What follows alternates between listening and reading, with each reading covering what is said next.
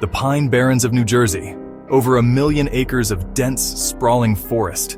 It's a place where, honestly, the modern world just seems to fade away, replaced by the whisper of wind through towering pitch pines and the rustle of unseen creatures in the underbrush.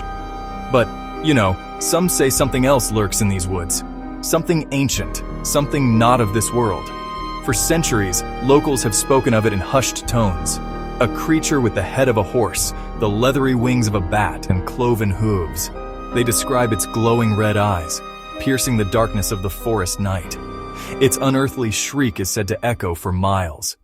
Our story takes us back to the Leeds Point section of the Pine Barrens in 1735. The protagonist of this dark tale is a woman known as Deborah Leeds, or more famously, Mother Leeds. She was a struggling colonist, already a mother to 12 children, living a hard life on the edge of civilization. As the story goes, she discovered she was pregnant for a 13th time. Overwhelmed by poverty and the prospect of another mouth to feed, she supposedly raised her hands to the heavens during a violent thunderstorm and uttered a desperate, blasphemous curse. "Let this one be a devil!" she cried, sealing her unborn child's fate with words that would echo through history and give birth to a legend. The night of the child's birth was, by all accounts, horrific. A fierce storm raged outside, the kind that makes the sturdy pines bend and groan. Wind and rain lashed against the small cabin while Mother Leeds' friends and a midwife gathered to help. Then it happened. The child was born, but it wasn't a normal infant. Witnesses described a grotesque transformation. The baby began to twist and contort, its skin turning scaly, its limbs elongating. Hooves sprouted from its feet, leathery wings ripped from its back, and its head took on the terrifying equine shape of a horse. The midwife and attendants screamed in horror. The creature, now fully formed, let out a blood-curdling shriek that drowned out the sound of the storm. It was no longer a child, but a monster.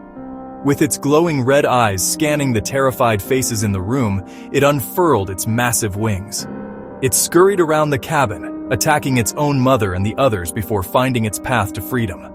It scrambled up the chimney, tearing through the roof with a crash of splintering wood and shingles.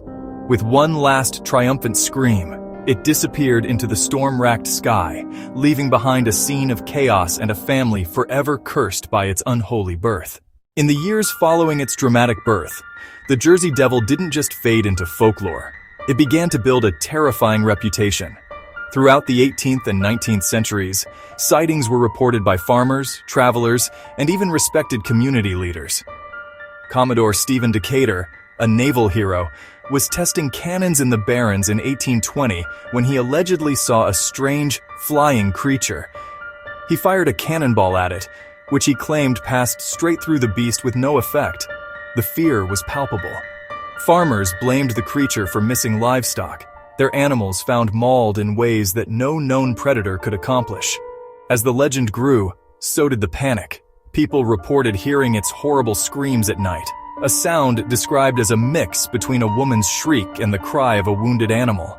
They found its cloven hoof prints in the snow around their homes and in muddy riverbanks. The creature became the boogeyman of South Jersey. Parents would warn their children to behave, or the Jersey Devil would come and snatch them away. The real peak of the hysteria, however, came during one incredible week in January 1909. Over 1,000 people across the Delaware Valley, in more than 30 different towns, reported seeing the Jersey Devil. The sighting stretched from Philadelphia to southern New Jersey. Streetcar operators in Camden and Bristol saw it perched on the electrical wires. Police officers fired their revolvers at it, only to watch it fly away unscathed. The public was gripped by mass panic. Schools were closed, mills shut down, and people were afraid to leave their homes after dark. Newspapers ran sensational headlines, offering rewards for the creature's capture, dead or alive. Posses were formed, armed with rifles and pitchforks, and they ventured into the Pine Barrens to hunt the beast, but they always came back empty-handed. The only things they found were more of its mysterious tracks, which were seen on rooftops, in snowy fields, and crossing frozen rivers. The 1909 flap proved that the fear of the devil was powerful enough to bring entire communities to a standstill. It was a week when the monster stepped out of the shadows and made its presence known to the entire region. leaving a legacy of fear that would last for another century. You might think that in our modern age of smartphones, GPS, and scientific understanding, a legend like the Jersey Devil would simply fade away. But you'd be wrong. The sightings never stopped. In fact, they have continued right up into the 21st century, with witnesses who are just as credible and just as terrified as those from 100 years ago.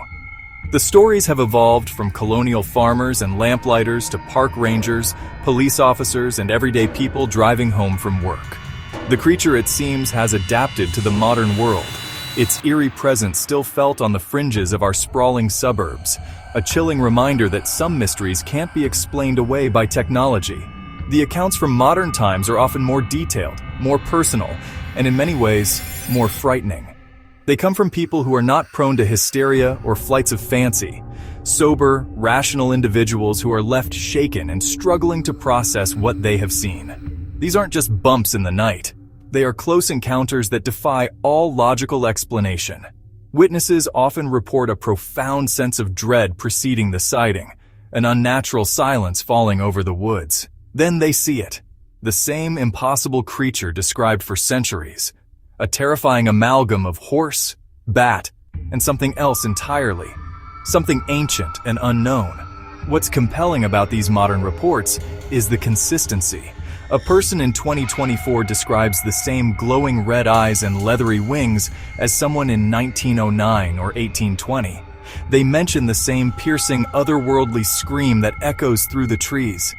Some have even reported physical evidence, like strange tufts of hair or unusual markings left on trees and property. These aren't people collaborating on a hoax. Many are strangers to one another, living in different towns and reporting their experiences years apart.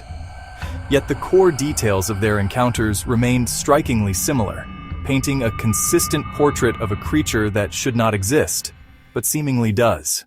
Some of the most compelling accounts come from people who know the Pine Barrens well. One story involves John Irwin, a park ranger who had spent over 20 years patrolling the Wharton State Forest. He was a skeptic who dismissed campfire tales as folklore. That changed one autumn evening. He was driving down a remote fire road when a horrendous scream shattered the calm. He stopped his truck, grabbed his flashlight, and got out to investigate. He saw a tall, dark creature hunched over. It was gaunt, with long, thin limbs and folded wings. Its head snapped up, and he saw two large red eyes. The creature let out another bone-chilling shriek. Then it leapt straight up into the air and disappeared over the pines. Another story is of Michael Santos, a truck driver from 2007. A massive shape swooped down in front of his truck. The creature landed on the road in his headlights, having a long, horse-like face, a slender, dark body, and huge, leathery wings. It stood there, staring at him with glowing eyes before launching itself back into the stormy sky. These accounts, from a ranger and a trucker, are just two of hundreds.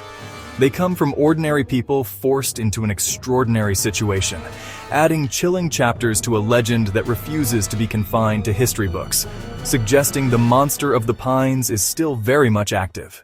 For nearly 3 centuries, the Jersey Devil has haunted the Pine Barrens, terrifying colonists and modern travelers alike. We've explored its cursed origin and chilling testimonies. Each story adds to America's most enduring legends. But the question remains, is it real?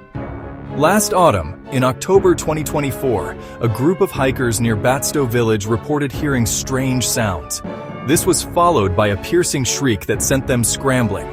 As they fled, one glimpsed a tall, dark figure with vast wings. Their story went viral, reigniting the age-old debate. While researching that sighting, I found an old property deed from the 18th century for land near Batstow. The deed warned about a winged beast. The land had been sold by a descendant of the original midwife who was present at the birth of the 13th Leeds child. A coincidence? Maybe a thread in a centuries-old story. The Pine Barrens holds its secrets close. The legend lives on. What do you think? Is the Jersey Devil still out there? Share your theories in the comments below. Like this video, share it, and subscribe for more deep dives. Keep your eyes on the tree line.